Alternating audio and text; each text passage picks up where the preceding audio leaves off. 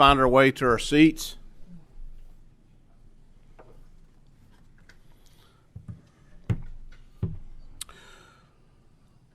Welcome and good afternoon to everyone to the Interim Joint Committee on Transportation. We're glad to see everyone here today. We have a very robust agenda. It's filled, so we are going to unfortunately have to try to maintain about a 10-minute on each group of presenting, and that leaves time for committee members that has questions about each of the topics that we have. I would remind everyone to please silence your cell phones. I will sometimes say, unless you want to take a call on speakerphone, and we can all join in on the conversation. Before we begin, before we do roll call, does any of the members have any guests they'd like to recognize?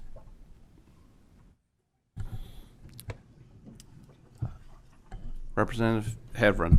Thank you, Chairman. I would like to introduce a old friend, former Representative Jonathan Dixon. He is here with the Kentucky Aviation Association, and I'm always glad to see a friendly face in the crowd. I think I finally forgiven him for leaving us, Chairman Blanton. Please make Jonathan feel welcome. Thank you. I'm glad you've been able to find that kind of kindness. Jonathan was our vice chair of this committee, and we certainly do miss him. With that being said, Madam Secretary, please call roll. Senator Chambers Armstrong. Senator Berg. Senator Carpenter. Senator Douglas. Present. Senator Elkins. Senator Smith. Senator Storm. Here. Senator Wheeler. Senator Williams. Senator Wilson. Representative Bivens. Representative Branscombe. Representative Bridges. Representative Donworth. Representative Dossett. Present. Representative Elliott. Representative Hale. Present. Representative Heverin. Present. Representative Hodgson. Here. Representative Huff. Here. Representative Imes. Present. Representative Lehman. Here. Representative Lewis. Here. Representative McCool. Representative Neighbors. Here. Representative Rorks. Here. Representative Smith. Here. Representative Tackett Lafferty. Representative Thomas. Present. Representative Upchurch. Present. Co-Chair Higdon. Co-Chair Blanton. Present. We do have a quorum. And are therefore constituted to conduct our business today. First order of business is in your packets is a copy of the last meeting's minutes. We will need a motion to approve those minutes. Motion. Motion made. Do I hear a second? Motion and a second. All those in favor say aye. Aye. Any opposed may say nay. Motion approved. Minutes are approved. Members, you all should have folders. Today we're dealing primarily with pieces of legislation, so you should have a packet with language for each one of those pieces in your folders. With that being said, we're going to first begin with Mr. Dixon. I got to call him Mr. now instead of Representative, with the Kentucky Aviation Association. He's brought some folks with us. Jonathan, if you and your guests want to make your way to the table and introduce yourselves for the committee and the record, and we'll get started.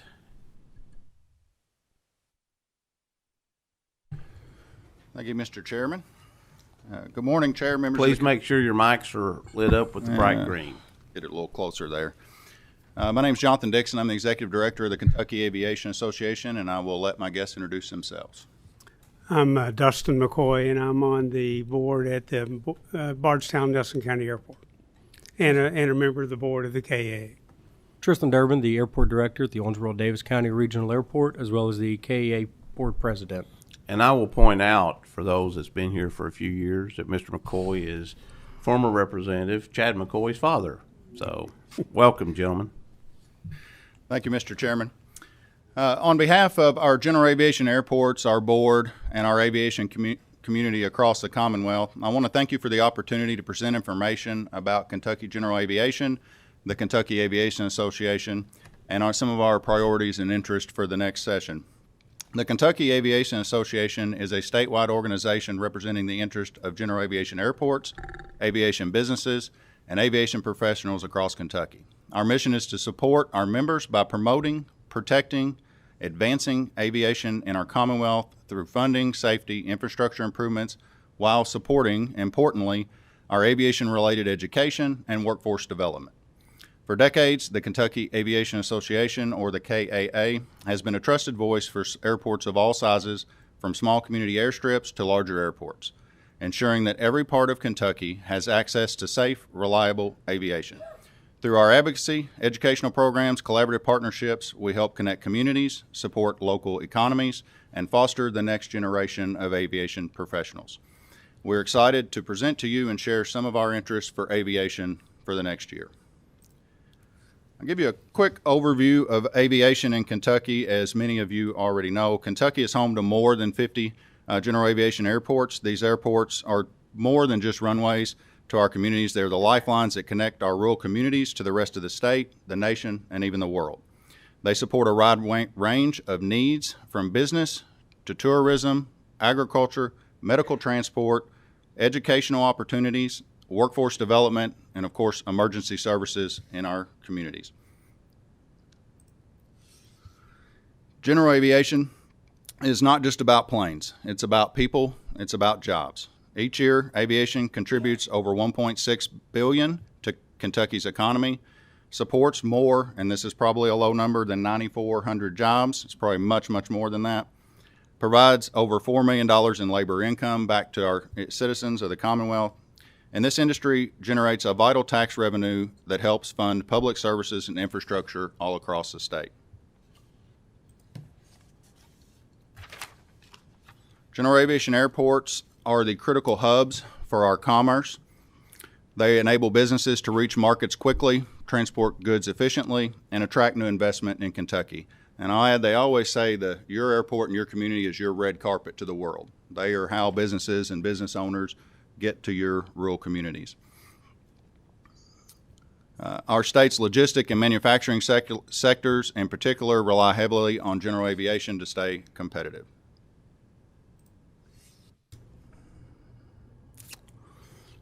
For agriculture, aviation is indispensable.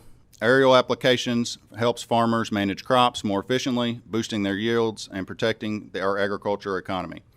And beyond farming, general aviation ensures rural communities have access to healthcare, commerce, and tourism opportunities that might otherwise not be able to be reached.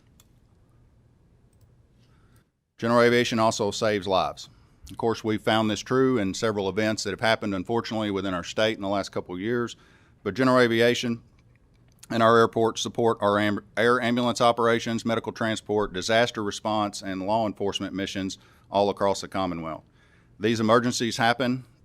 When these emergencies happen, these airports provide critical infrastructure that helps keep Kentuckians safe.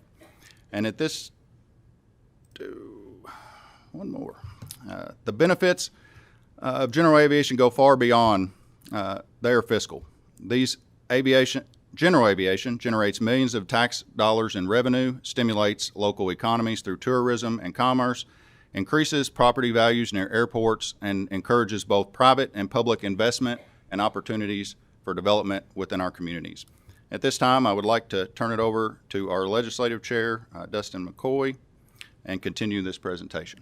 Thank you, Jonathan, and thank you, members of the committee, for letting us be here today. I've got 4 asks that I hope the legislature will consider in this upcoming session.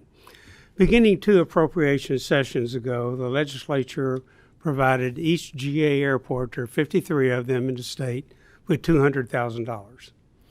The first round of funding was the $200,000 went directly to the GA airports. The second time we went through the Kentucky Department of Aviation. I can unequivocally tell you there has not been a better expenditure of money for aviation in the state of Kentucky than these $200,000 each session. Many of these airports have no real operating revenue and no way to take care of what I call even mowing the grass. And this $200,000 was vitally important to keep the airports functioning, to take care of operating expenses, and in fact, many times to take care of much needed infrastructure activity that can't be handled by the federal government because it was just too small, or the particular airport couldn't come up with matching funding. So we would ask that the legislature this appropriation session again consider for each of the GA airports funding each airport with $200,000 for fundamental operating expenses. And again, we would ask that it go through the Kentucky Department of Aviation, not only for accountability, but also so that we can demonstrate to the legislature that this money is being used wisely and for great purpose and to help the advancement of the local airports.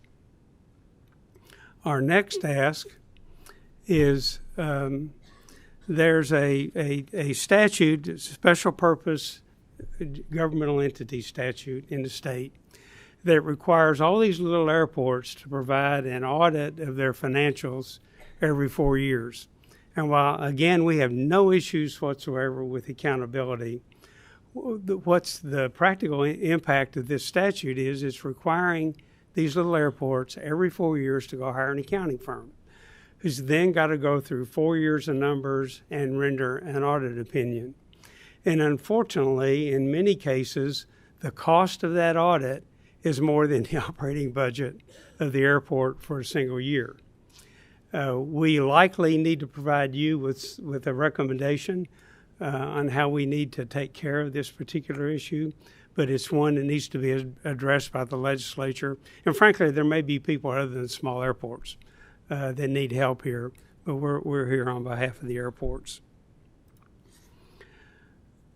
Next, and this is really important, and is a longer-term activity that we hope the legislature will undertake with us. Our GA airports are $100 million behind in what I would call required capital expenditures. And I'm talking about runway safety, striping, fuel handling. I can go on and on and on. And this number continues to grow annually, and as it grows annually, then eventually it begins to grow exponentially when it's not taken care of. And what's been happening in the past is individual airports find individual sponsors in the legislature and then beg those folks to help them get money for their particular airport. And frankly, it's not working long-term, and it's not the right long-term solution. We're suggesting that we think of something for the airports a bit like the road fund.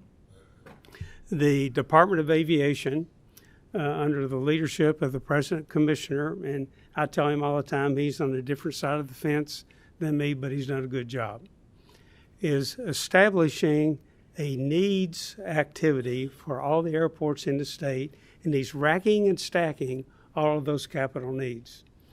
And what we need long-term is an appropriations process where those racked and stacked needs for the general aviation airports are brought through the appropriations process, and then the legislature can make a decision as to what it can afford, and then it goes to the Department of Aviation, and we get on about taking care of significant capital needs in this state. I'll just continue. So that's a bit longer term, but it is something we hope you will undertake with us, and we're glad to work with you in whatever way we can to begin to provide what that structure looks like. And then lastly, in the last session, through the Aero Act, the legislature established a process by which, if funded, money can be used for aviation education. And if we step back, we're always looking for the children in this state to have great educational opportunities that turn into career opportunities. Boeing has done a study that says we need around 900,000 pilots over the next decade, 800,000 mechanics. So it's not only a national need, It is also an unbelievable opportunity for the children of our state. And if you could begin to fund the Arrow Act in whatever way that you find appropriate, that money can then begin to go for educational opportunities, scholarship opportunities, to begin to put children in the state with access to something they normally would not find through the real world, and that's aviation. I can tell you at our airport in Bardstown, through a lot of activity with all of our schools in the community, we have 130 kids a day come to the airport. We've had our first airline captain come through our program. We have kids in the college aviation programs at Eastern, Embry-Riddle, and elsewhere around the nation. We have kids who are getting their aeronautical engineering degrees. And to a child, they never knew these possibilities existed till they came to our airport and began to see what was going on. So you're beginning to fund under the Aero Act, in my judgment, will be extremely important and give kids opportunities they would never see. Thank you, Mr. McCoy. Thank you, Mr. Dixon. The 10 minutes is up, and we do have some questions. Senator Wheeler. You mentioned a general aviation fund, fund improvements. Is there a tax on airplane fuel similar to what you have for the road fund that goes into that, or that you would propose going into that? There is a jet fuel tax, and it's capped. And we're not, but I'll be very open with you, we're not going to attack that through the KA. It'll open us up to all kinds of folks beating on us. We just want an appropriations process to work for the airports to begin to really satisfy our capital needs, and we'll leave it up to the wisdom of the legislature how you decide to fund that. Thank you, Mr. Chairman. Anyone else have any questions? Representative Smith. One of the things you mentioned was the need for pilots and also mechanics.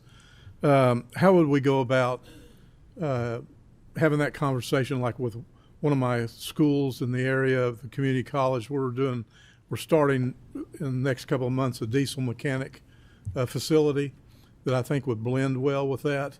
So how would we go about just reach out to you to tell you we're interested, and is this the things you're looking for? Absolutely.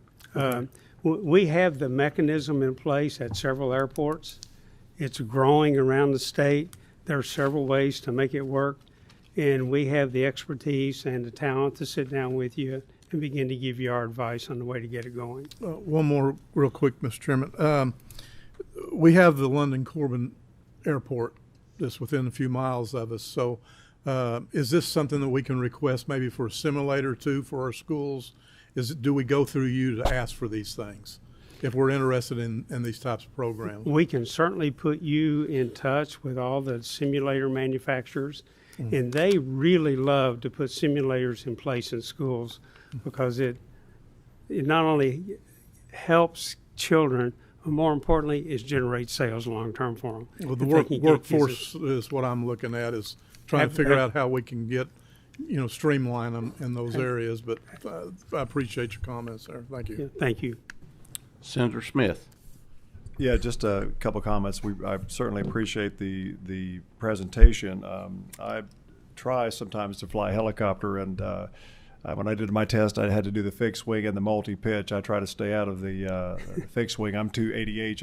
I get bored, but a helicopter does not grant you that courtesy. But I flew helicopters in the Army. So very. What would you fly, if you don't mind me asking? I'm a hell of a lot older than you. I flew the old Hueys and the OH-58s. I trained on the Sikorsky 300, so I can appreciate the old style with the no friction control. So you had to fly it all by yourself. But I've noticed through the years of working on them and fooling with them is that a lot of the people that work in this charge $1,000 a day plus expenses if they're going to come in to do maintenance for you. So I live in a rural area. We don't have a lot of operations there for helicopters. So there's a young gentleman who's in the Army who flies in and drives in sometimes, and he'll do work on helicopters in the area. But he said he'd never made so much money.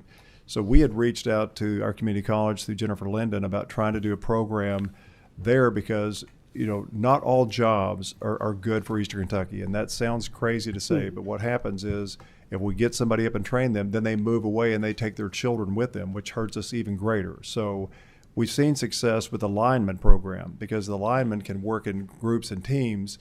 They'll go out to work on a storm, but their families stay in our region, which means their children are in our school and the money comes back into our region. So that's been a tremendous win for us. We also see this mechanic program as another example of where men and women can travel, make great money that's equivalent to what we lost in the coal fields and provide a service. Are you familiar with TJ Copters over in Tennessee? Yes, I am. So if they used to work on rotorway helicopters and JetX, they can no longer do that because they don't have enough staff to take care of the Robinson. So we know there's a tremendous shortage for those, and so we'd like to see it as these programs roll out. I think there is one maybe in Richmond, maybe another school. I had heard somebody mention one, but it'd be good to put those in these rural areas because I think you'll have a lot of participation. And the last thing I'll add is that the last part of coal before the complete collapse under the Obama administration, we had done the Coal Academy. And in the Coal Academy, we invest a lot of money. This body and the General Assembly did these large rooms that had the virtual training in it, so you could go in and say you're looking at a turbo or a part that would fail. You could hold it in front of you and wear the mask, and you could move it around and see the blades. They could show you where it fails. You could even unscrew the parts. It's really high tech for its day, but it never got applied. That's just the software issue. We could do that same type of training with what we had left over from the Coal Academy by simply changing the software in it to allow them to now.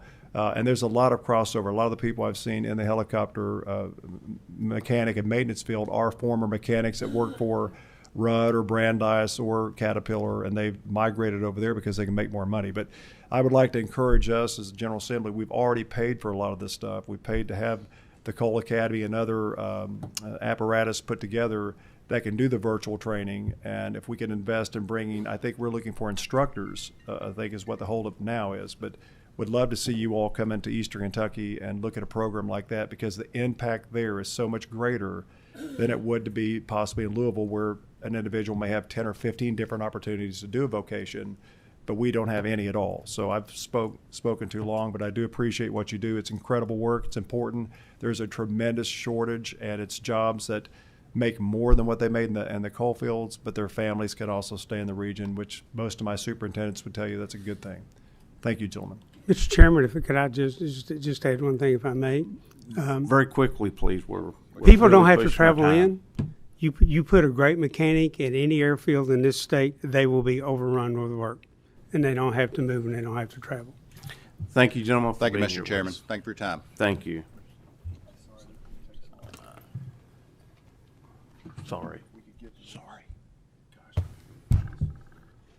All right, next on the agenda is lighting standard for tow trucks. Representative White and Representative Flannery. If you and your guest would please come to the table.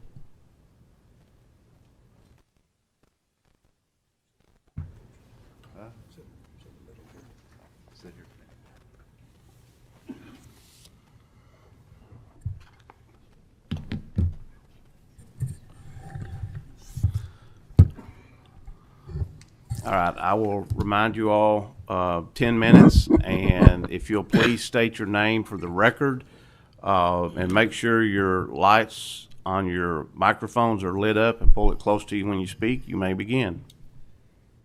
I'm Representative Richard White of District 99. Patrick Flannery, representative from the 96th District.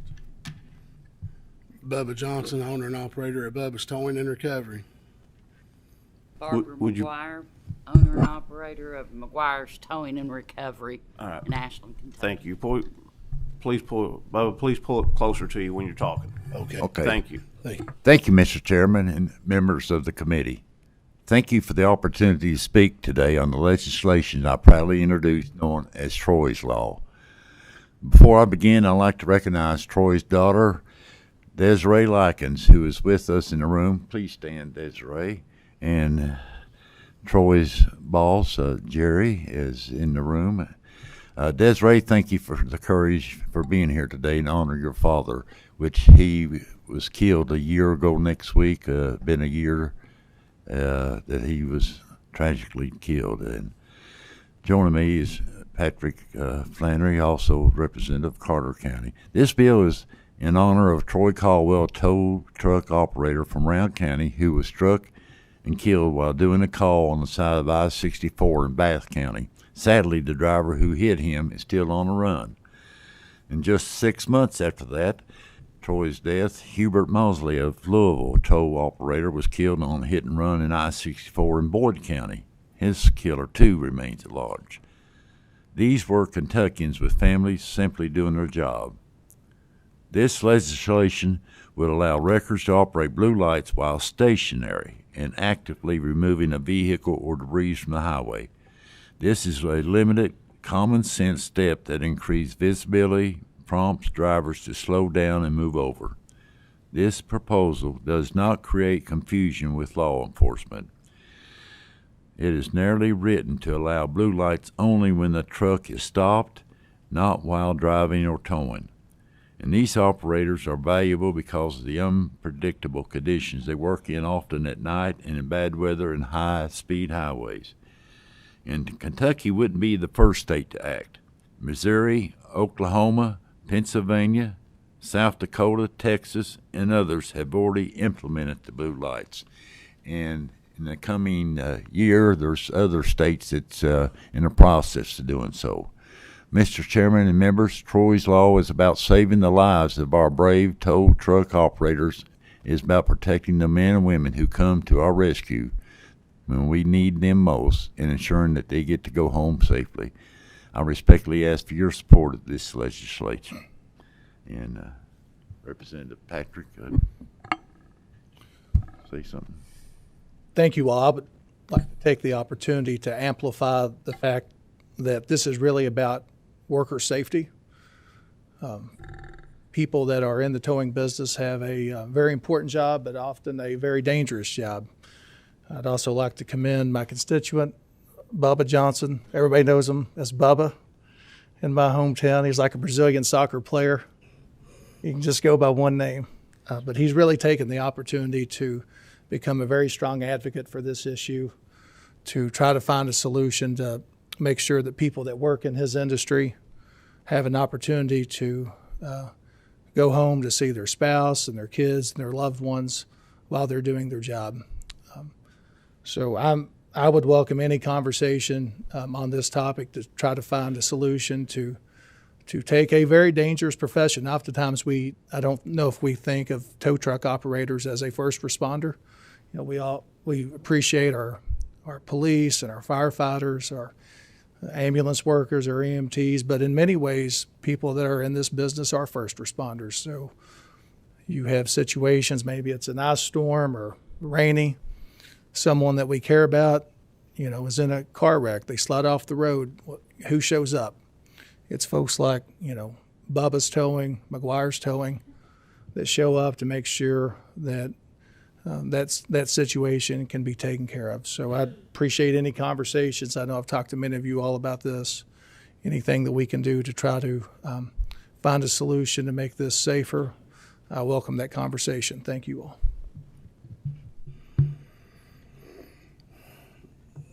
Good evening, Chairman and members of the Transportation Committee. My name's Bubba Johnson, and I've worked in the towing recovery industry for 20 years. The last 15 years, I've been the owner and operator of my own company. Last year, we lost Troy, a close friend and a man with more than 30 years' experience in our industry. He was a true professional who understood the dangers of every job, yet he was struck and killed while working on the side of the highway. His death hit hard because it could have been any of us. The reality is simple. Every day, tow operators stand within inches of traffic moving 70-plus miles an hour. Despite move over and slow down law, it isn't enough. Adding the blue lights to the rear of these tow trucks would give us one more layer of protection a proven measure in other states that has already implemented and added it to their safety measures. This is a step that will help mothers, fathers, brothers, sisters in my industry to make it home at the end of their shift. Kentucky has an opportunity to lead, not to wait for a nationwide law, but to act now and to protect the people who serve the motoring public in Kentucky in their most difficult moments. On behalf of my industry, I respectfully ask that you all support Troy's Law. Together we can help save a few lives, and thank you.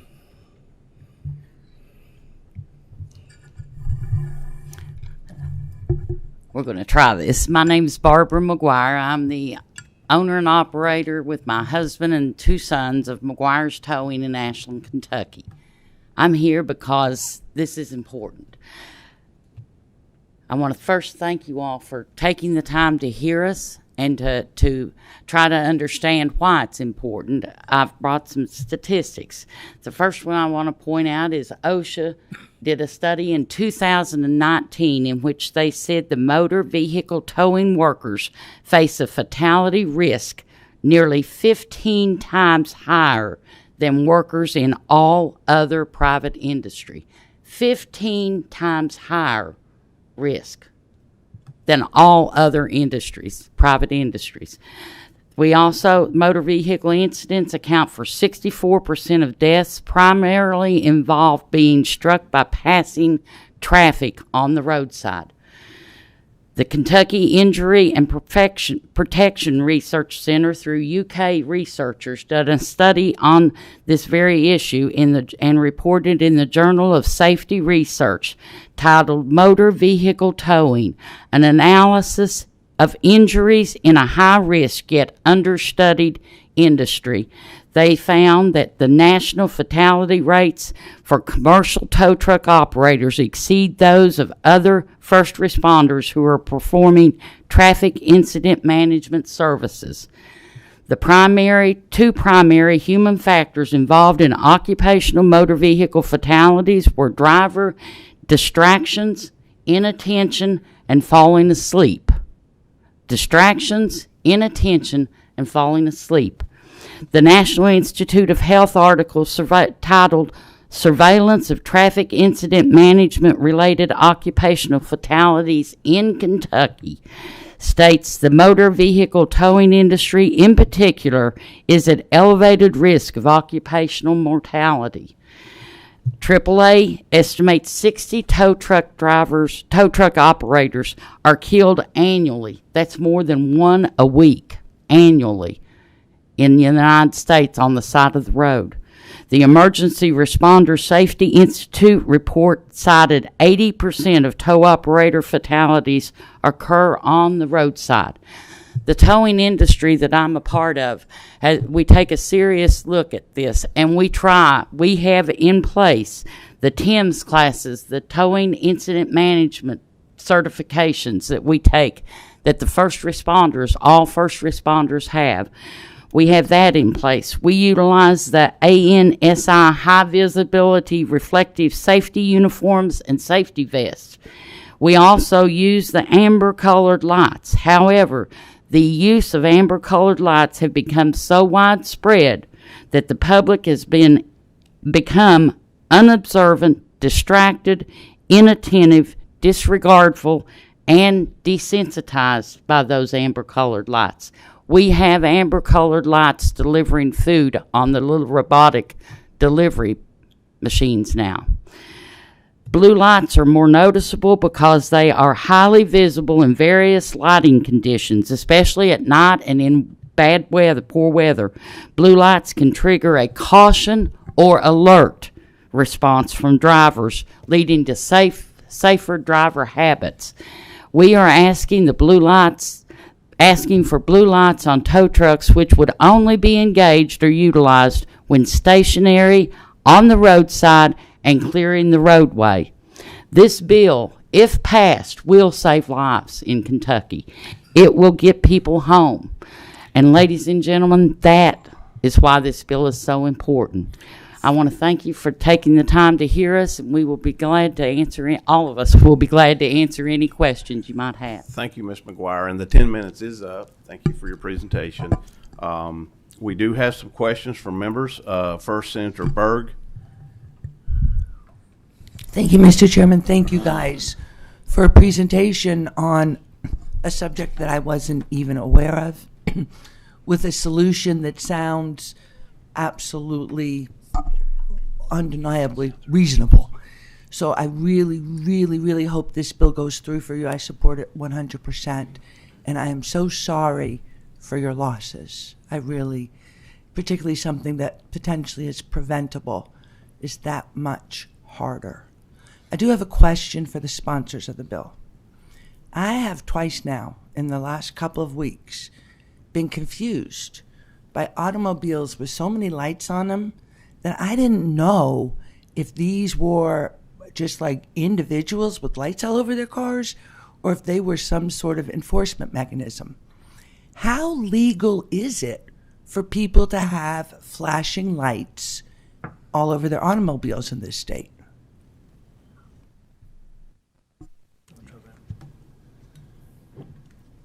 Senator, I'm not sure on the specifics on that. I do know that there are certain restrictions. So, for example, in this proposed legislation, it is currently unlawful for people in the towing industry to utilize a blue light that is set aside currently, I think, for law enforcement only. And I see Mr. Snyder shaking his head, but I can't give 100% certainty in my response on some of that. But I do know different professions have different lights that they are authorized to use by law. Well, thank you. And the reason for the blue light is, I know any time that we are motorists and we're driving down the road and we see a blue light, what do? We pump the brake. We notice it. And we notice that, and I think that's the thought on this, is to maybe make people more mindful and pump the brakes when they see that, to try to prevent as best as possible death and injury. Representative Hale. Thank you, Mr. Chairman, and gentlemen, thank you all for bringing this back to our attention today. I was very much in support of this bill last year. I was one of your primary co-sponsors on this measure. Unfortunately, the loss of the gentleman's life from Round County actually took place in my district that I represent there in Bath County.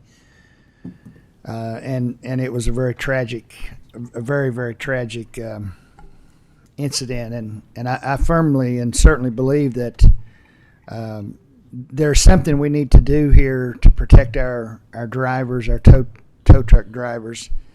I know there's, and I think probably all of us, we received an email yesterday or from some folks in opposition to this. So I understand, and I actually even understand a little bit of their concerns that they had there in the email that we received, but I feel like there's a medium we can reach there. And one of the things that surprised me last year, Representative White, was it appeared to me when we had a rally there in the rotunda for this last year. If you recall, there was some representatives there from the governor's office, and the governor's office seemed to be very much in favor of this as well.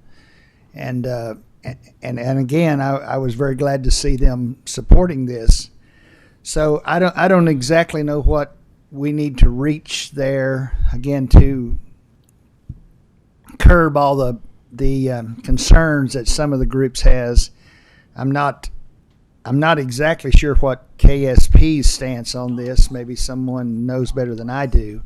But anyway, I want you to know I think that we as a body here, and especially as this committee, Transportation Committee, we need to look at this very carefully, because as the lady said, I don't think there's any question this would save lives. And they are in such a, I mean, we see them all the time, rain, snow, dark. I mean, and it's hard to see some of these folks out there, and they do such such a dangerous work, but such a vital work. But I just want to say I want to commend you for bringing this back, Representative White, and I'll be right there supporting you this year, and hopefully we can get this across, because I think it definitely is a life-saving piece of legislation that we need to move forward with.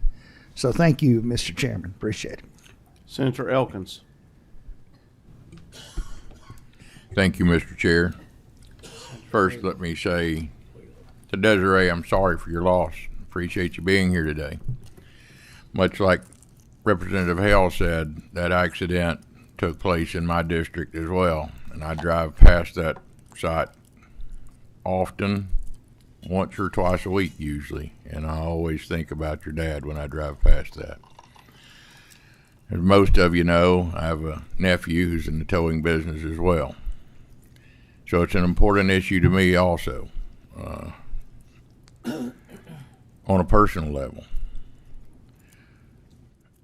I would ask this, though. In states where the blue lights are legal, has anyone looked at a comparison with fatalities with police officers and fatalities with tow truck drivers that are employing the blue lights? I have to think that statistic would show it's helpful and it does save lives. The other thing I would ask is, and Representative Flannery and Representative White,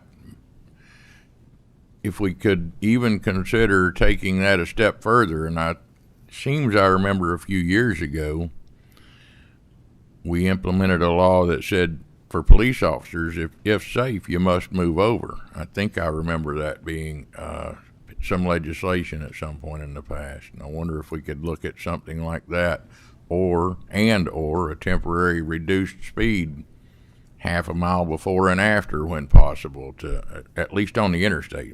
Maybe you can't do that on 2-lane roads, but the interstate seems to be where a lot of these fatalities take place. Accidents certainly happen on the 2-lane roads as well, but I know the interstate seems to be where it happens the most, probably because it has the most traffic. But just some thoughts I had, some things I wanted to communicate. Like Representative Hale said, I support this legislation. I too have some concerns with blue lights and as Ms. McGuire said, desensitizing the public to blue lights even. But I also understand that we have amber lights even for our turn signals. So I mean, amber lights just don't catch your attention like the blue lights do, or red lights or other lights. So appreciate the legislation. Thank you for it. Just some thoughts I had. Thank you. Thank you, Mr. Chair. I will point out that we do have a move over law that we've had for a few years now with first responders, including tow trucks, that they're to move over when they see them on alongside the road. And just this past session, I believe it was, we passed one for any vehicle that's on the side of the road. We're to move over. The law is now in Kentucky. So not just first responders. If you see a vehicle, a passenger car, you're to move over. With that, Representative Donworth. Thank you, Mr. Chairman. This is really a follow-up on Representative Hale's question or comment earlier. Have y'all talked to KSP to see what their take is on the bill? KSP is not in favor of the bill.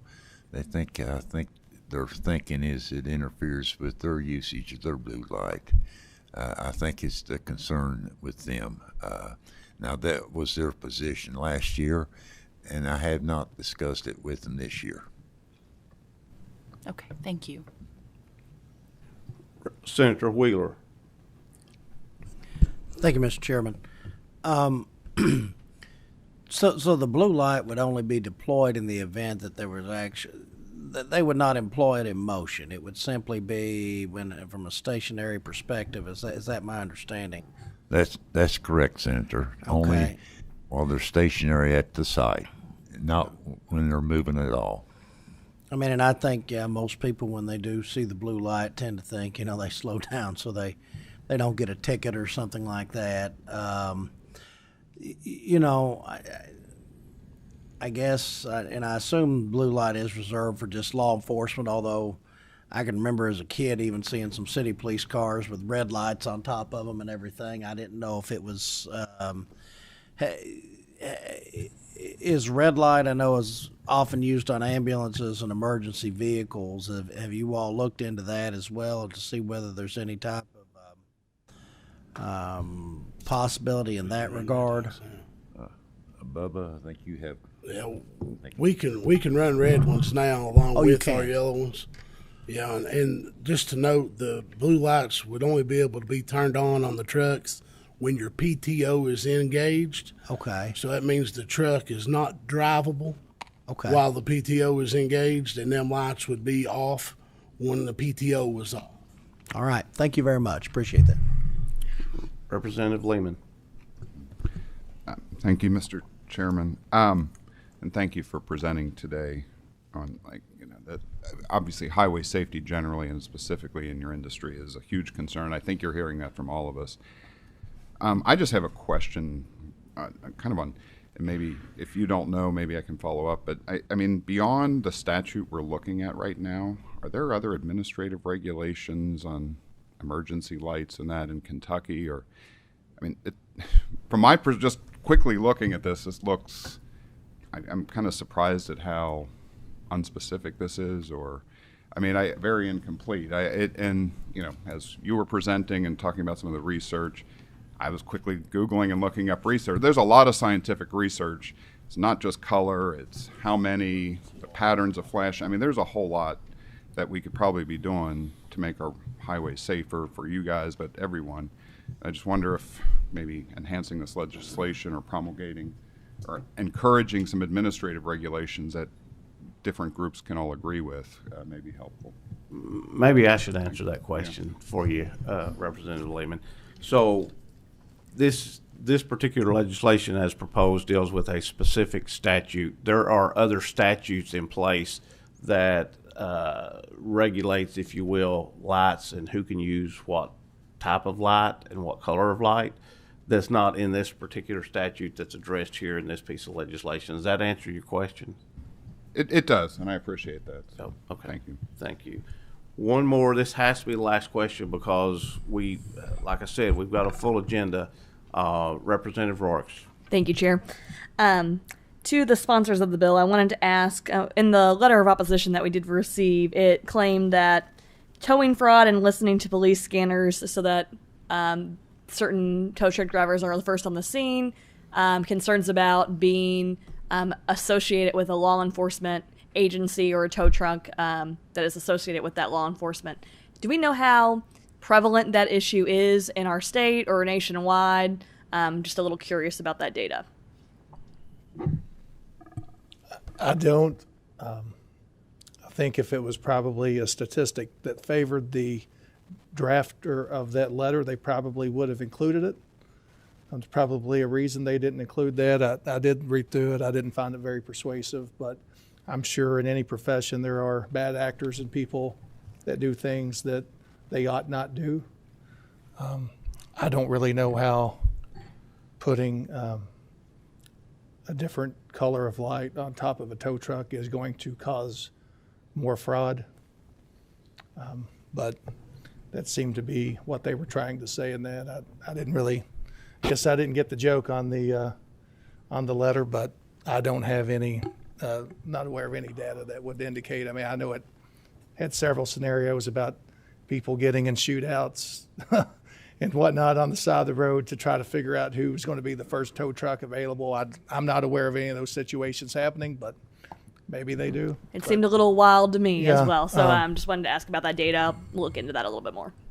Okay, thank you. And I'll say this from experience, certainly not accusatory of anyone here, but in my previous life, yes, we have seen that, and I don't know what having blue lights on a tow truck would impact what they're saying about trying to get there first. I think that's irrelevant, but yes, that does happen sometimes, and as Representative Flannery said, every profession has bad actors, and it does happen sometimes.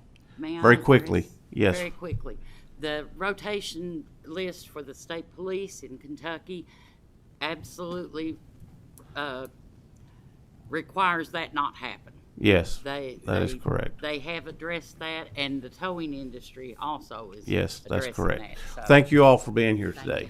Thank you all. All right, next on the agenda, is road striping reflectivity. Representative Massaroni. And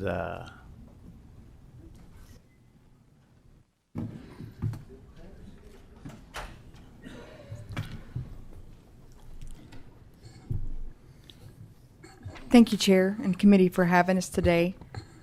My name is Representative Candy Massaroni from Bardstown, and I'm going to let my guests introduce themselves. Brad Spalding, I'm the County Engineer for Nelson County. Brad Metcalf, I'm the Emergency Services Director for Nelson County. Eddie Whitworth, I'm the Chief of the Bloomfield Police Department. John Hendricks, Nelson County EMS. All right. This bill, it's a really simple bill. One of my main complaints from my constituents and my first responders is the visibility of the lines on the road, especially in the more country roads. So all this bill simply says is after the road is paved and the lines are painted, that there has to be a quality assurance on them 6 months after.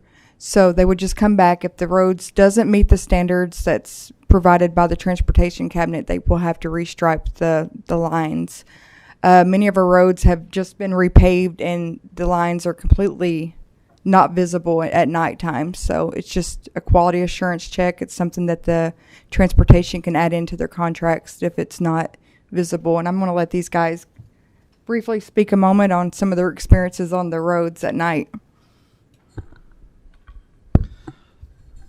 Again, Brad Spalding. So my experience through the county engineer would be more of the rural areas of Kentucky, which I'm sure you guys represent. The complaint typically comes that they can't be seen. I believe there's a current standard now that the state does is within 30 days they test the reflectivity of it. They do great guidance to counties. We follow what the state does on a lot of our roads. That may be a little too quick within 30 days to test these roads to see if they comply. I think the 6-month request is reasonable and not a request of additional funds, but a reasonable request to ensure that they meet compliance with what's required.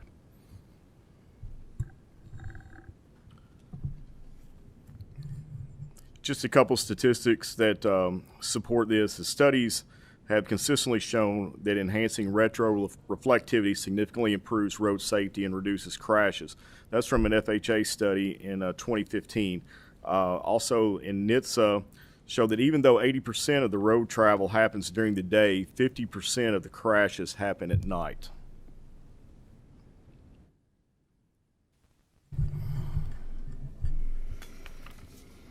To add to that, the reflective road markings reduces the workload on nighttime drivers, allowing them to focus more on their surroundings.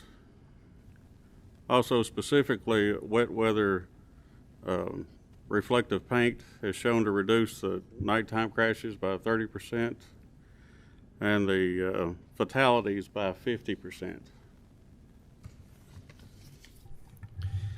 I just wanted to give you guys a local perspective or a practitioner's perspective from the first responder side, where this is a very common sense piece of legislation. It does not have a large cost attributed to it. I would hazard to bet that every one of your constituents in every one of your districts, if you talk to them, they would bring this up as a point of concern. Most especially if you have young drivers. I have a young 17-year-old daughter that's just out on the road, and especially at night, in the rain, in construction areas, or especially in rural parts of the state, and many of you do represent rural parts of the state, you know how hard it is to drive, even if you have experience.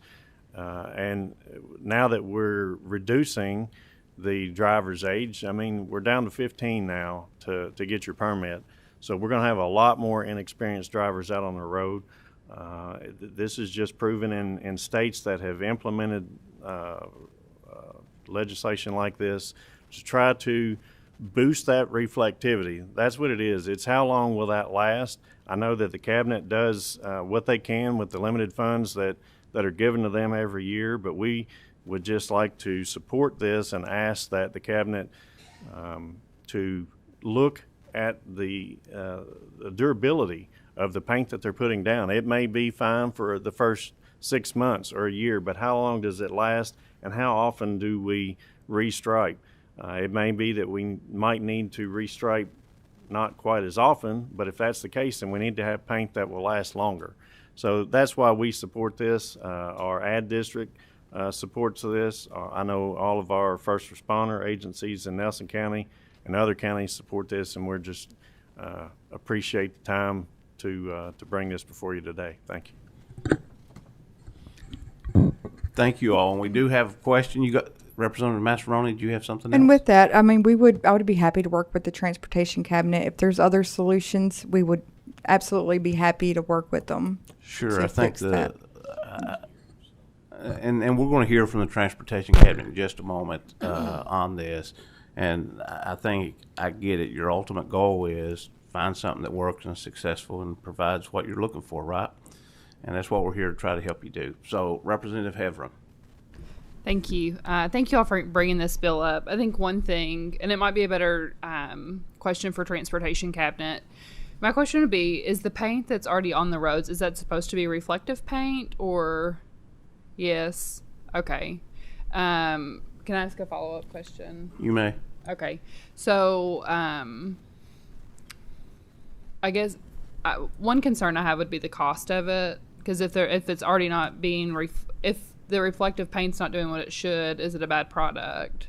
You know, and my second question, I guess, would be, so my first question is, like, what is the cost to restripe that? And then is there a mechanism that we check that after a road has been striped?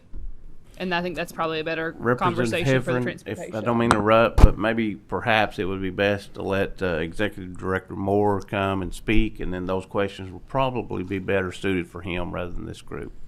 Thank you. All right. Thank you all. If y'all want to just make room, you're more than welcome to sit at the table with him or turn it over to him either way.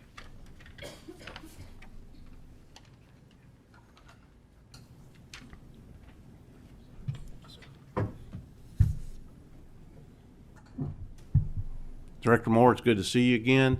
As always, in our committee, if you'll please introduce yourself for the record, and you may begin. Yes, sir. My name is, it's good to see you as well, Chairman. John Moore, Deputy State Highway Engineer for Project Delivery and Preservation.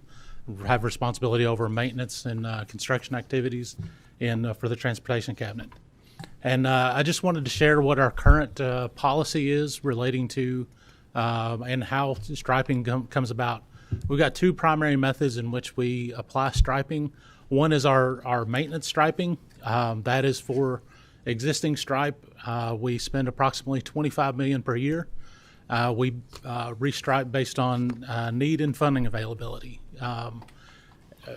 The frequency varies from district to district based on availability. Generally, our higher volume roads are striped yearly. Our secondary and minor roads are maybe striped every 3 years. Depends on how far we can stretch the funding. We have started transitioning to thermoplastic paint on a lot of our high volume roads, and that's a more durable and better reflective stripe that we put down. We've also increased our stripe width from 4 inches to 6 inches in an effort to improve the visibility of our stripes, especially on our primary roads. The other type of stripe that we apply is when we have any sort of construction project that puts a new surface on the roadway, and those we do know that there are cases where the paint it's not as reflective as paint that's built up over the year, and that's the retro reflectivity that we have in our paint is not the paint itself, but it's the beads that are applied on top, and that will reflect the light back toward the driver as it's reflecting their headlights back toward the driver. And as more applications of paint are applied, there's a higher density of beads on top of the stripe, and that improves the retro reflectivity. We have efforts underway to try and figure out how we can bring that on day one, but a big aspect of that is with thermoplastic. It's a higher reflective paint. It also is a higher cost stripe, so we have to balance that out. Our current quality assurance program, as mentioned before, for intersections, these are primarily thermo, but they can be paint as well. We inspect that between 15 and 45 days. For our waterborne, this is our traditional paint that you have on most of our roads. That is tested between 30 and 60 days, as noted before. For our more durable paint, thermoplastic, there's specific tapes that are used on roadways as well. Epoxy we have in our spec, but we don't use it. But that's tested within 6 months with a window on either side. So that's the 150 to 210 days. We have two methods of testing. We do our testing generally during the daytime. I know the bill indicated nighttime testing. We have a manual meter that comes out and you apply it to the stripe. It shields it from light and it tests the retroreflectivity of the stripe, as well as we have mobile testers which will run the road and test the retroreflectivity of the stripe as well. I mentioned what retroreflectivity is.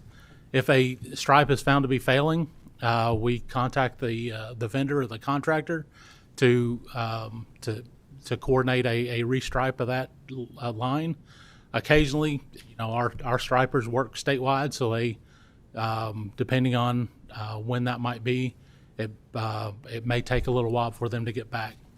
So if it's in some cases where it may be late in the year outside of the striping window, and this can very much be the case for a new surface, we try and get all of our stripe down by September 1st, our maintenance striping.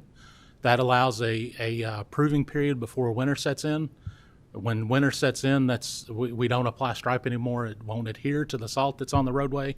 And so in that case, we'll assess a penalty to the vendor and then add it to the prioritization list for the next season. So happy to work with Representative Massaroni to figure out how best to move forward. But I hope and the cabinet stands along with the folks that testified before that we recognize the value of stripe through the life of the project, from construction through to the life of the pavement, and we strive to do the best we can with the resources we have available. Happy to take any questions. Thank you, Director Moore. Did that answer your questions, Representative Hevron, in that statement, or you want to ask them again? Yeah, I've got yes, I have a few more, but I'll do that offline. It's more just like education for me. So okay, I'm appeased. Thank you. All right. Representative Bevins was first, Bevins, and then Senator Elkins. And did someone else over here have one? I mean, Senator Williams and Douglas. So, Representative. Thank you, Mr. Chairman. I've been called worse, so it's okay. I want to make sure I heard something right. You said $25 million annual budget for striping of roads. Is that correct? It varies from year to year, but it's that's what we've averaged for the past few years. Now that is, let me clarify, that is the budget for our maintenance striping. For our construction projects, that budget is incorporated into the budget for those projects. So it's more difficult to separate that as a separate budget. For example, where we've got the project in 64 widening the interstate, that's got both temporary and permanent stripe associated with that. That would not be included in that $25 million. Okay, so my next question I was going to ask correlates to that. Is that just state highways, or is that total across the state, including federal highways? We treat federal and state highways the same with the Transportation Cabinet. We have responsibility for maintenance and operation of all roadways in the state system, which includes the interstate and U.S. highways. Okay, so a follow-up question, if I may, quick. You talk about testing. Have you looked at, I know we've gone to this spraying a lot of brine on the roads in the fall or in the wintertime. Have we looked at how that's affecting the paint and what it does to the paint versus the salt? As much as the brine, it does cover it up for a short period, and that has a detrimental effect during the time that it's down, which is partially why we don't test in the winter as well, because it would cause problems for the success of the pavement. I guess I'm thinking more along the lines, is it wearing out the paint quicker? I know what it does to vehicle frames and everything else. It's much more. I pull my trucks off the road in the wintertime if Brian is going on the road, because it's much worse on them than what salt is, in my personal opinion. Everything we put down, including the plowing we do, has detrimental impacts on pavement markings. Okay. It just seems like $25 million. That's a whole lot of money to put paint on the roads. I mean, that's over $200,000 a year per county if you just average it out, in my opinion. But I don't know. It just seems like a whole lot of paint. Thank you. If you ask our districts, they would say it's not enough. Yeah. Senator Douglas. Thank you, Mr. Chairman. And you may not know the answer to this question, and I certainly understand. When we take a look at the wrecks that we're having on our highways, do we have a higher percentage of wrecks on our highways or our county roads? I do not have the answer to that, but I can coordinate with our safety office and get you some information on that.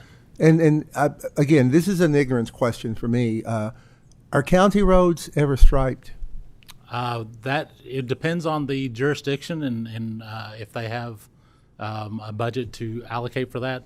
Oftentimes, generally speaking, there's fewer county or local roads that are striped than state roads. So I would like to correlate those two factors, where most of the accidents are occurring, and sort of address some of that as well. But thank you so very much. If you could get that to me. Thank you, Mr. Chairman. You're welcome, Senator Douglas. Senator Williams.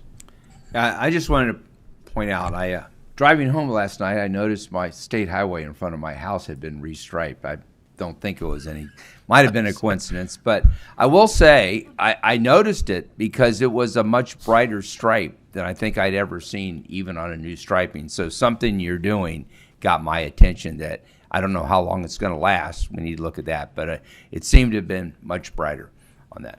I'm glad to hear that. I wish we were that efficient that we could stripe the entire committee's roads before the. I didn't think that was Director, the case. my road didn't get striped last night, so I'm just saying. All right. Looks like that's it. Thank you all for presenting today and for your information. Next up will be sponsorship agreements for transportation facilities with Representative Peyton Griffey.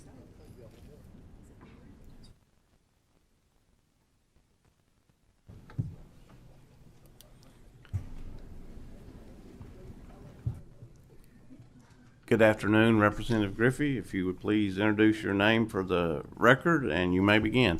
Yes, sir. Thank you, Mr. Chairman. It's good to see everybody. Representative Peyton Griffey. I'm in the 26th District in the House. That's Bullitt and Hardin County. Glad to be with you all.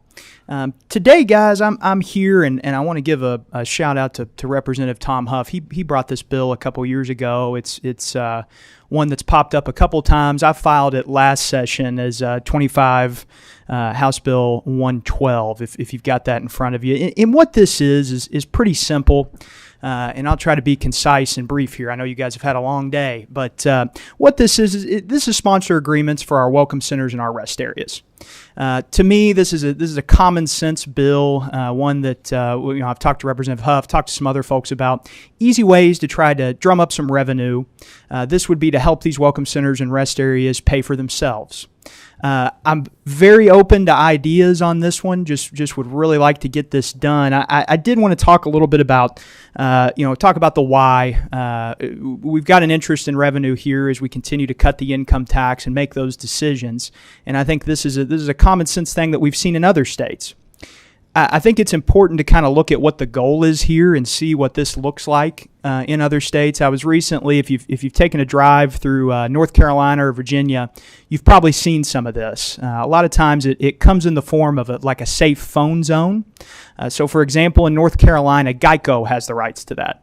And they pay the state. That money goes to maintain those rest areas, those welcome centers. And you see a safe phone zone on the side of the street, or the side of the road, excuse me, that would then you could pull over and keep you from texting and driving, and that's sponsored by whatever business is able to make that sponsorship happen.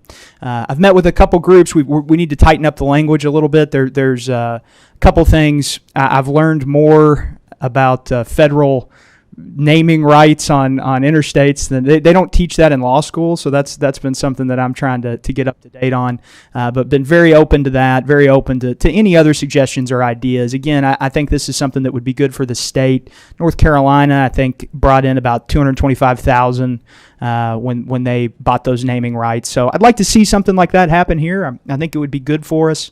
And if you need an example, just take a little detour through Virginia or North Carolina if you're heading to the beach here before it gets too cool. So pending any questions, that's all I've got, Mr. Chair. Representative Donworth has a question for you. Thank you, Mr. Chairman. I have not had a chance to read through this all the way, but a suggestion that I would have, if it's not already in here, would be to specify that things could not be exclusive within any given industry. Sure. I think we, as a state, need to be careful that we are not promoting any given business over another. So I think that would be a point that I would love to see included. Thank you for that, and that's something that we looked at, making sure I talked about that with some folks here recently, and I don't think that'll be an issue. Thank you. Representative Bivens. Thank you, Representative Griffey. The only concern I have with this, you've got language in there about removing the person or entity would remove all acknowledgement signs, messages, and markers after the expiration of the termination. That's the only thing that bothers me a little bit and concerns me. And I'll give the example. I've let plenty of people running for office put signs in my yard before at the end of our driveway, and I've got a collection of signs because they never come back and pick them up. You know, just one, that's a concern. You know, I don't want to see burdensome. We oftentimes throw stuff on to state highway workers or whatever without extra jobs for them to do, if you will. So I don't want to see that become an issue that we're having to do this. So I think there needs to be teeth in that language, forcing them, or they're fined somewhat if they don't clean that up and pick it up. But otherwise, I support you. Absolutely, and I appreciate that. Would be open to that. I think the intention there is that we're not out of pocket for those things. So I think there'd be no problem doing that. Senator Berg. Thank you, sir, and thank you for an interesting proposal. It is interesting. It doesn't actually state, I don't think, unless I'm reading it wrong, what this would cost. So is there a way to ensure that not only is the cost greater than what it takes to maintain the station, the rest station, but would somehow be equivalent to what that advertisement would have cost that business in another space? That's something that I requested a fiscal note last year, and it just came back minimal impact. It's something that I'll dive in a little bit deeper before we file this in January. I follow up. My concern is that we're going to be essentially giving away prime commercial real estate space for less than what it's actually worth, and or to people who are more in the know and or have more connections. And both of those don't seem right to me. Sure. I think my only rebuttal to that at this time would be there's 9 other states that do this, that have found success with it. So I want to compile a little bit more of that data, but those, there's states that keep doing this after Virginia and North Carolina were the first. And I think that's because they've had success, and those state legislators are saying, hey, this is working. All right. Thank you, Representative Griffey. We appreciate your presentation today. Thank you for your time. All right. Finally getting moved down. Last but not least, certainly, control of vegetation at rail crossings. We have Representative Josh Callaway and Representative Nancy Tate. And welcome. And I know you have some guests. And so we appreciate you all being here today. And the floor is yours. Introduce yourself, and you may begin. All right, Representative Josh Callaway. I represent the 10th District of Kentucky, so that's all of Breckinridge County and part of Hardin County. Tanya Cerna. I am the mom of Hunter Cerna. Representative Nancy Tate, and I represent District 27, Meade, and Hardin counties. Wilson Green. I'm an attorney. My office is in Louisville, Kentucky, but I represent people all throughout the Commonwealth. Chairman Blanton and members of the committee, I sincerely appreciate the opportunity to present to you today. My part of this story started in 2023. Whenever my grandchildren came to me, they go to Akron Elementary, for which Tanya Cerna is an employee there. And they asked me to come and help Tanya Cerna and her family with an issue that she has had with railroad vegetation. And so I met with Tanya the week of Thanksgiving in 2023, and she discussed the situation that she has. Now, I want her to tell that to you. But what happened is her son was killed in April of 2022 at the age of 19 at a railroad crossing.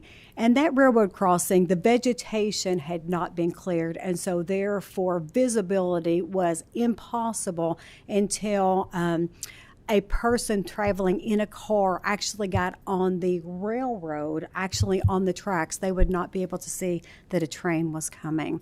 So, of course, I was very concerned about this, and I started talking to Congressman Guthrie because I'm very familiar with the Department of Transportation and the Federal Railroad Association.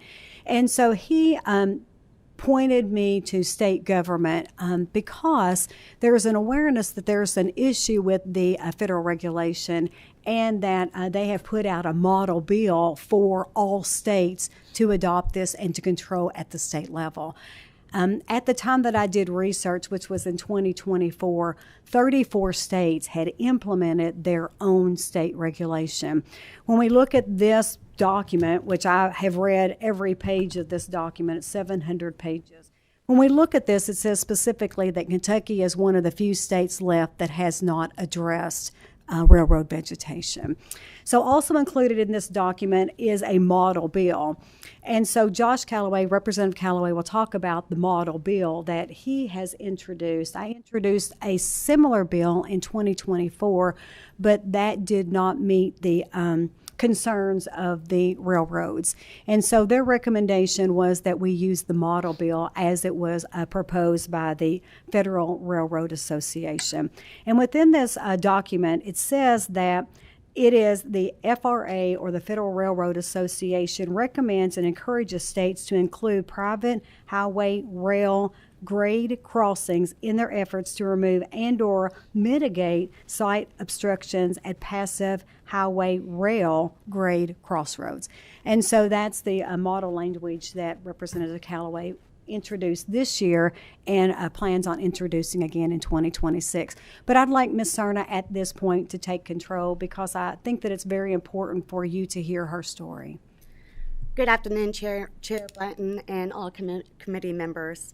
Thank you in advance for the opportunity to speak to you about our beloved son, Hunter, and why we're here. Forgive me if I cry. On April 28, 2020, our lives changed forever. We received that dreadful call that no one wants to receive. There is absolutely nothing worse than losing a child, but to lose a child because a statutory law wasn't in place and knowing that this could have been prevented had there been such a law, is just the most heart-wrenching feeling ever. The main factor in this preventable tragedy was that vegetation obscured the view of the train from the driver. The train couldn't see the car, nor could the driver see the train. At the time of the collision, there was only a crossbuck sign with a yield sign affixed on top. This sign was also partially obscured by the vegetation overgrowth. That was the only warning sign at this Craft Road crossing.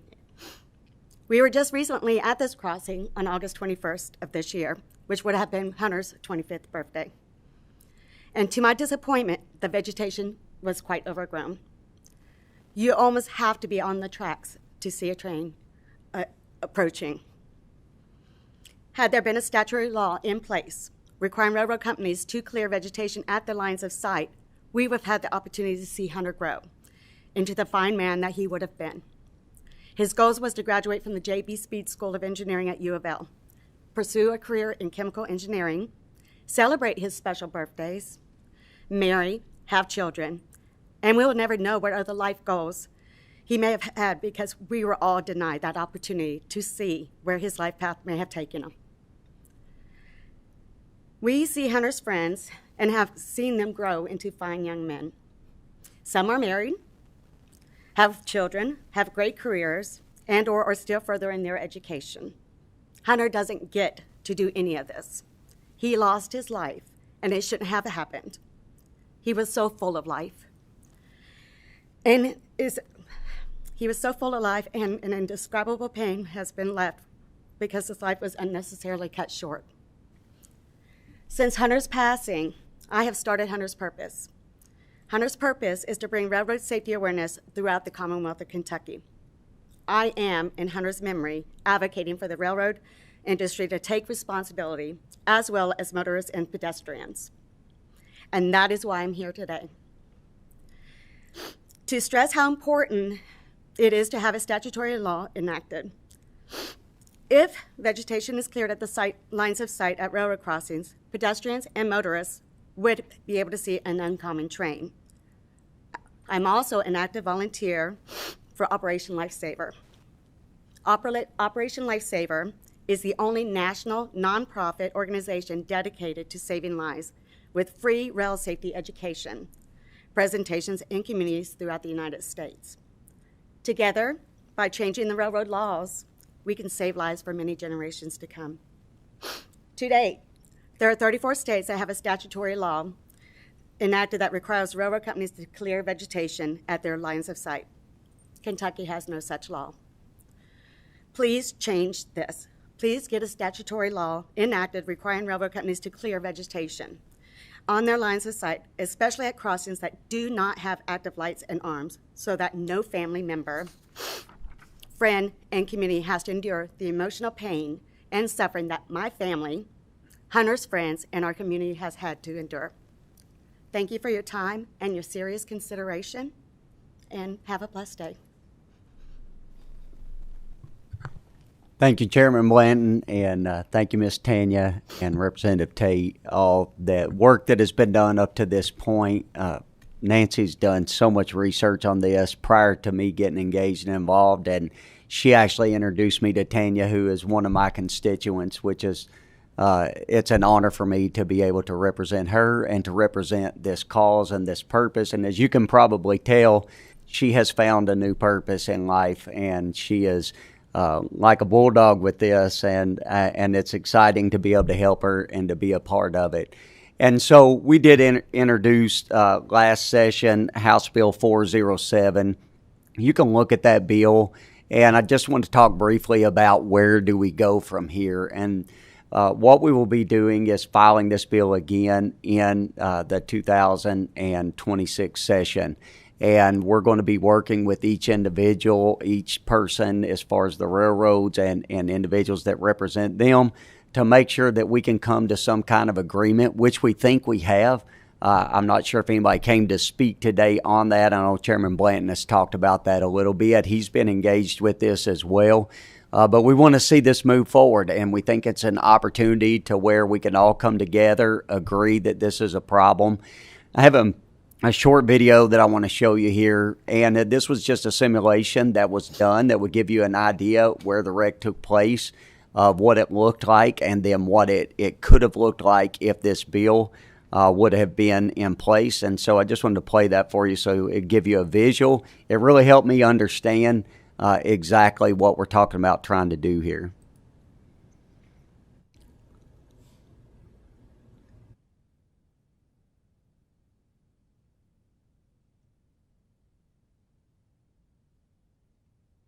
So it kind of gives you an idea. If you go and look, Wave 3 did an article on this. They actually have the video on their website that shows the wreck as it happened. It shows the video of that wreck. I didn't want to play that today for several reasons, but You can go look at that and see exactly how this took place.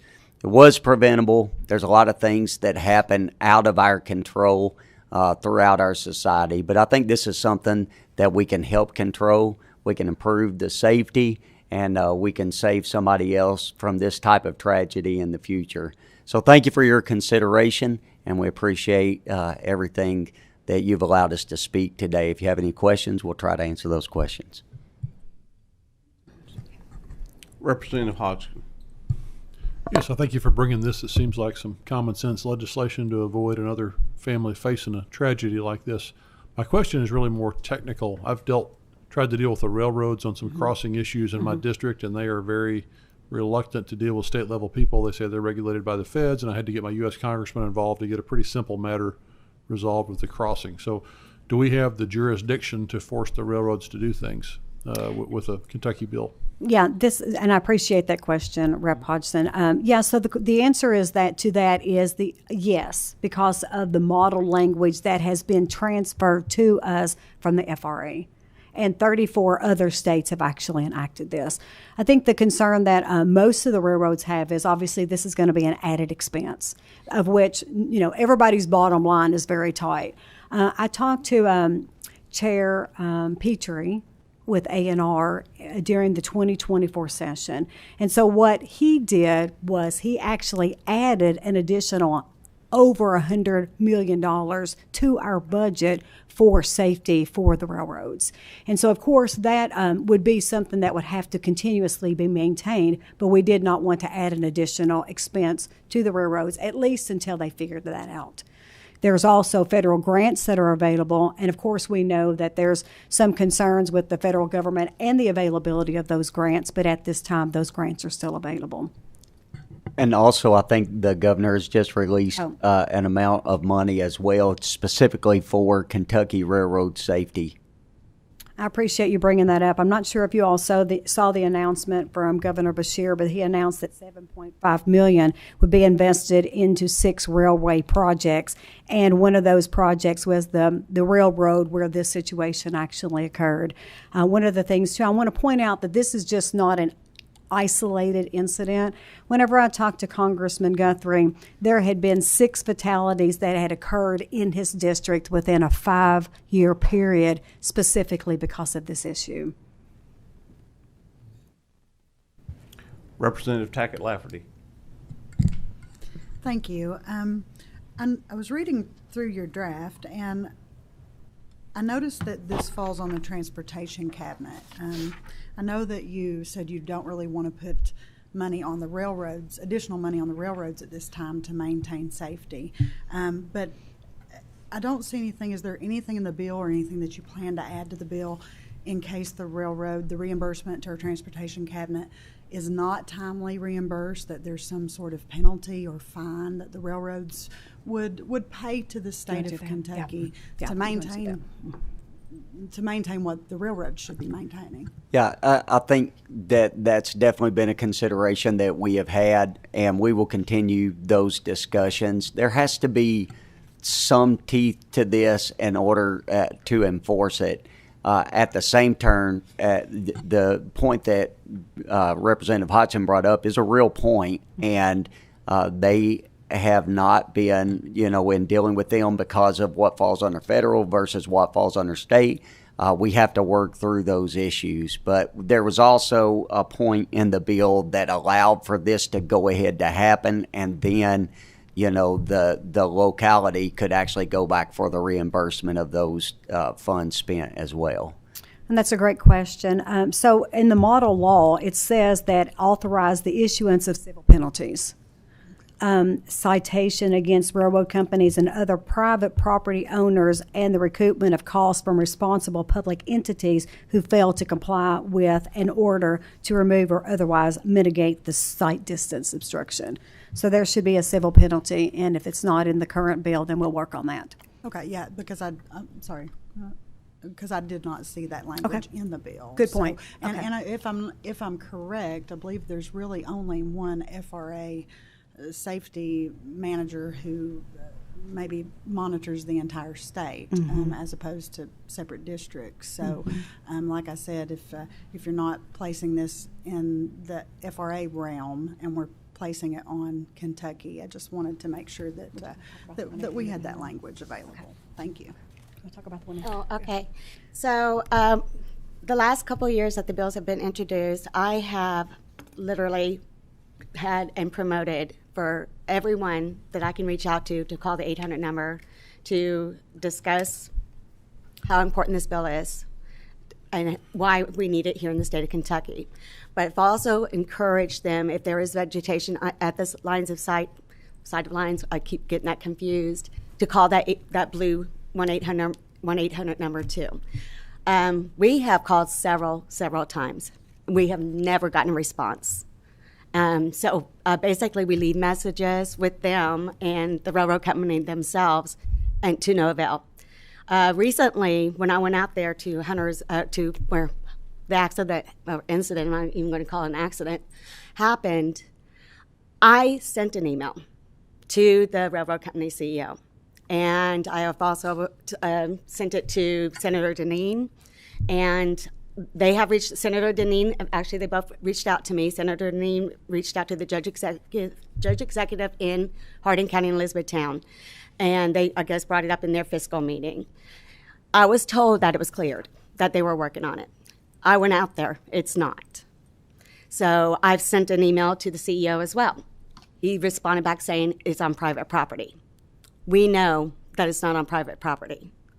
So I'm still encouraging people to call the 800 number, even to this day, if they come across a railroad crossing and it's obscured by vegetation, to call and to continue to call, because that's the only way the word's going to get out. I mean, I'm gone through media. I mean, there's newspaper articles out there promoting railroad safety and vegetation clearance, and changes have to be made. They really do. I mean, since then, and I don't mean to, I know for sure, right after, not even a year and a half or so later, there was another accident at that crossing. Fortunately, it was not a fatality, but it needs to be addressed. Senator Douglas has a question. Thank you, Mr. Chairman. Representative, one of the things I'd like to have is make sure that I get that information that clearly defines who owns that right of way. Because in my mind, there still is a question. Obviously, I'm dealing with this in my district, and I'm sure many of my colleagues are the same. But if I may, if we look under number 1, it says a distance of 600 feet. Just take a look at it a little further. I want to go 600 feet which way, right? Are we looking at 300 feet each way or total of 600? Because my concern then comes to when you say, when we talk about a reasonably safe distance from the highway of the public road or highway as determined by the Transportation Cabinet. I love those guys. I love those folks. But we need to get our head out of the sand and start making some decisions. Sure, that's great. Those are great questions. And so the response would be 300 feet in each direction. Yeah. But with the next sentence, I want to go greater. Because I don't want someone to say, well, we really think it ought to be 300 feet in either direction, unless someone determines we don't need 300 feet in each direction. That's the concern I have. And then just to keep moving, because I apologize for going long. When we get down to number 4, we look at the very last sentence, or local government may take appropriate legal action to collect the amount owed. I think you ought to add with applicable fees. Sure. Because one of the reasons things don't get done is that litigation becomes very, very costly. And if your litigation is going to cost more than your return, most people won't pursue it. Good point. Thank you. And so I will make sure that I had put together an executive summary for House Majority in 2024, and between Josh Callaway, Representative Callaway, and I, we will make sure that we update that for the 2026 session, so you'll have all the information that you just requested. Thank you. Thank you, Mr. Chair. Thank you. Thank you all. And let me say this, Miss Tanya, is that right? Miss Tanya, thank you for being here. Thank you for your courage. To me, the most unnatural thing in life is to outlive one of our children. And so thank you to having the courage to be here and present and fight for his memory, his honor. I do appreciate that. Couple things I will point out on it is one, I understand what Senator Douglas is saying about length. However, keep in mind, not all areas of the state are flat. So some areas of the state we may not be able to get if you go much farther than that a clearance rate. Does that make sense? Yes, sir.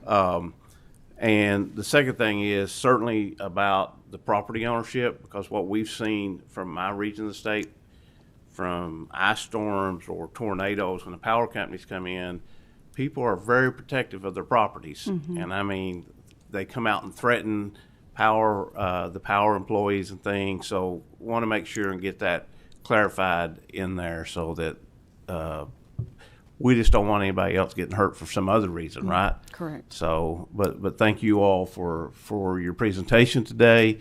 Hang in there. I just finished 5 years on a piece of legislation working on safety, on highway safety. So don't ever give up. Okay. I promise you I will not. All right. Very good. Very good. Great. So doesn't look like there's any further questions. We thank you all for being here today. Committee members, let me say this. I forgot to mention at the beginning of the meeting, all materials can be found on the website for this meeting. Also, our next committee meeting will be on Tuesday, October the 14th at 1 p.m. Here in this same room. With that, I'll entertain a motion to adjourn. Motion. We are adjourned.